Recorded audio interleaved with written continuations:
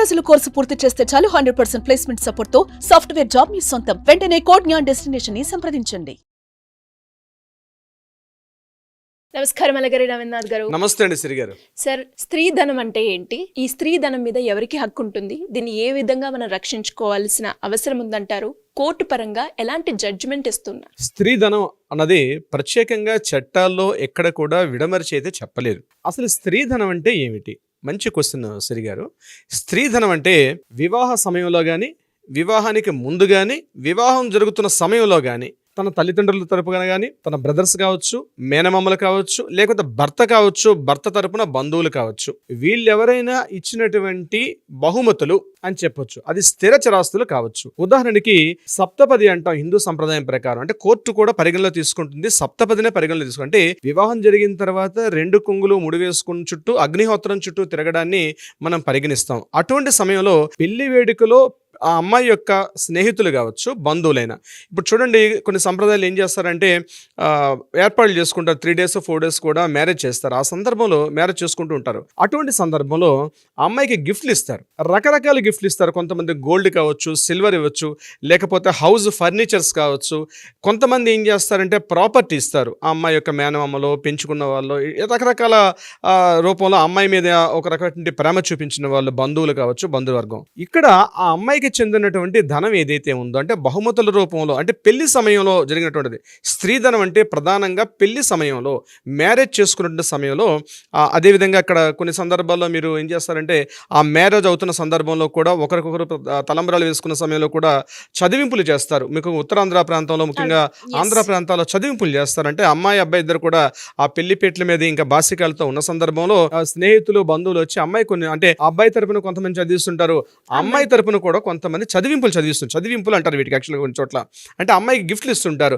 అది చిన్నది కావచ్చు, పెద్ద మొత్తం కూడా కావచ్చు. అటువంటివి. అదేవిధంగా మ్యారేజ్ జరుగుతున్న సమయం కాకుండా మ్యారేజ్ అయిపోయిన తర్వాత ఆ నెక్స్ట్ ఉన్నటువంటి ఆ సందర్భంలో మ్యారేజ్ సందర్భాన్ని పురస్కరించుకొని తన బంధువులు కానీ ఎవరైనా కొన్ని గిఫ్ట్లు ఇవ్వచ్చు. కొంతమంది బాండ్స్ ఇస్తారు, కొన్ని చోట్ల షేర్స్ కూడా ట్రాన్స్ఫర్ చేస్తారు, కొన్ని చోట్ల గోల్డ్ కానీ, బంగారము, గాజులు, మెడలో నెక్లెస్లు ఇట్లాంటివి కూడా అమ్మాయికి ఇస్తారు.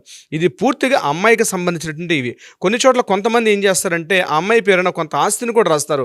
కొన్ని ఎకరాలు రాస్తారు, కొన్ని సెంట్ల భూమి రాస్తారు, కొన్ని గుంటల ల్యాండ్ కానీ, ఒక హౌస్ కానీ, ఒక ప్రాపర్టీ కానీ, ఇట్లా ఆ అమ్మాయికి గిఫ్ట్ ఇస్తారు. ఇట్లా పెళ్లి సమయంలో, అంటే వివాహ వేడుక సమయంలో అమ్మాయికి ఇచ్చినటువంటి ఏదైతే ధనం ఉంటుందో దానిని స్త్రీ ధనం అని అంటారు. ఇది పూర్తిగా వీటిపైన హక్కు అమ్మాయికే ఉంటుంది, ఆ స్త్రీకి సంబంధించే ఉంటుంది. దీని మీద ఎవరికి కూడా హక్కు ఉండదు.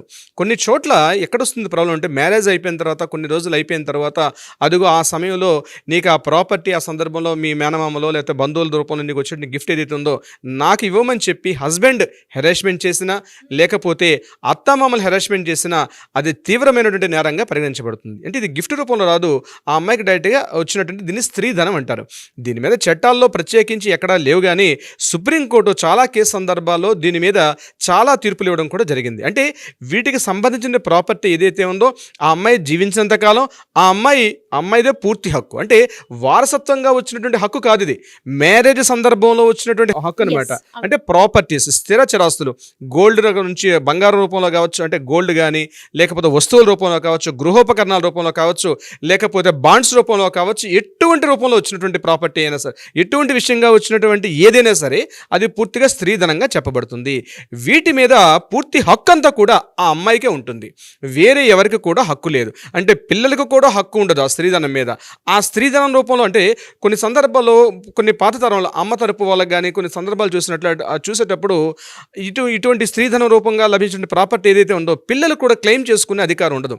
అంటే వారసత్వంగా వచ్చినటువంటి ఆస్తి కాదు, కానీ పిల్లలు పెద్ద అయిన తర్వాత అమ్మకి స్త్రీధన రూపంగా వచ్చేటువంటి ఆ ప్రాపర్టీ మీద కావచ్చు, వాటి మీద కేసులు కూడా వేసిన సందర్భాలు ఉంటాయి. ఇక్కడ గుర్తుపెట్టుకోవాల్సిన విషయం ఏంటంటే అమ్మకి, అంటే పిల్లలు అమ్మ మీద ఏదో సందర్భాల్లో హస్బెండ్ వైఫ్ డివోర్స్ తీసుకున్న సందర్భం కావచ్చు, ఇతరత్ర ఏదైనా కారణాలు రీత్యా ఉండేటప్పుడు పిల్లలు వాటి మీద క్లెయిమ్ చేసుకునే అధికారం లేదు.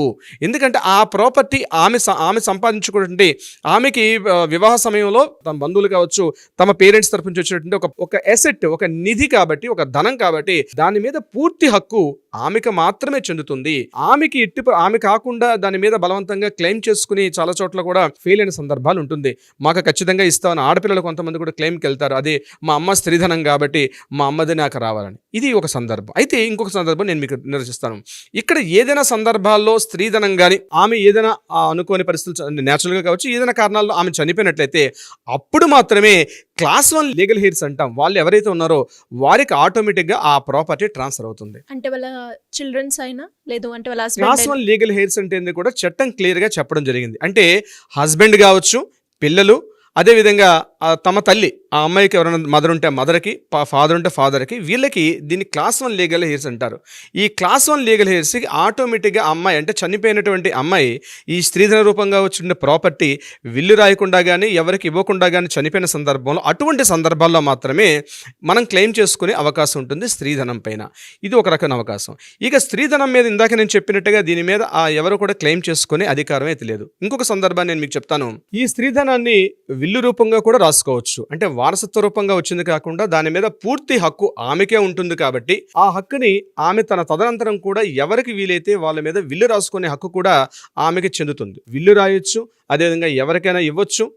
ఇది కాకుండా ఆమె తన హోల్డ్లోనే పెట్టుకునే అధికారం ఉంటుంది. దీని మీద ఎవరికి కూడా ఎటువంటి అధికారం లేదని చాలా సందర్భాల్లో సుప్రీంకోర్టు యొక్క తీర్పులు మనకి దీని గురించి విడమరుస్తున్నాయి. కొన్ని చోట్ల ఈ డివోర్స్ ఇటీవల కాలంలో పెరిగిన తర్వాత స్త్రీధన రూపంగా వచ్చినటువంటి ఏదైతే ఉంటుందో దాని మీద హస్బెండ్స్ క్లెయిమ్ చేస్తూ కూడా ఇది ఆమెకు ఆల్రెడీ ఇన్కమ్ ఉంది కాబట్టి నేను మెయింటెనెన్స్ ఇచ్చే విషయంలో తగ్గించుకోవడానికి చూపించే అవకాశం అయితే లేదు. ఇది ప్రధానంగా చాలా సందర్భాల్లో కూడా తీర్పులు చెప్పారు.